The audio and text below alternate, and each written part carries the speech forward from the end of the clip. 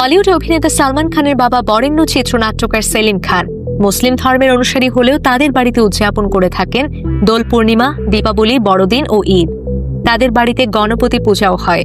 এই ঐতিহ্য তার বাবার সময় থেকেই চলে আসছে। মুসলিম হলেও তাদের পরিবার সবসময় উদার মানসিকতা নিয়ে বড় হয়েছেন। দ্য ফ্রি প্রেস জার্নালকে সাক্ষাৎকার দিয়েছেন সেলিম খান।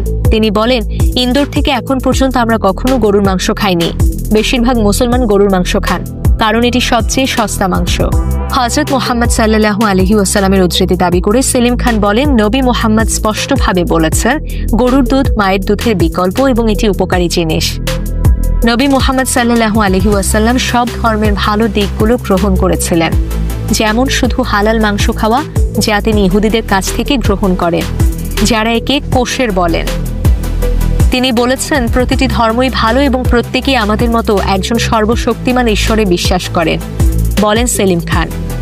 আপনি কোরআন পড়েছেন কিনা এই প্রশ্নের জবাবে সেলিম খান বলে, আমি পবিত্র কোরআন পড়েছি, তবে ইংরেজিতে, কারণ মূল পাঠ আরবিতে।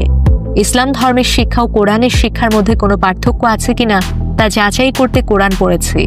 আমি খুশি হয়েছি কারণ তেমন কোনো পার্থক্য পাইনি। খানিকটা ব্যাখ্যা করে সেলিম খান বলেন, দুটোতেই একই রকম নির্দেশনা ও নিষেধাজ্ঞা আছে এবং শেষ পর্যন্ত দুটোই বলে যে সব ধর্ম এক এবং মানবতা সবচেয়ে বড় কথা। ব্যক্তিগত জীবনে সেলিম খান দুটো বিয়ে করেন। তার প্রথম স্ত্রীর নাম সালমা খান, তার আসল নাম সুশীলা চরক। হিন্দু পরিবারের সুশীলা বিয়ের পর নাম বদলে রাখেন সালমা খান। এই সংসারে জন্ম নেয় 4 সন্তান। তারা হলেন সালমান খান, আরবাজ খান, সোহেল খান ও আলভিরা খান।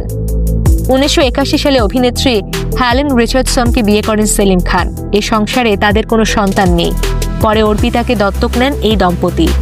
অভিনেতা আয়ুষ্মান শর্মাকে বিয়ে করেছেন অর্পিতা।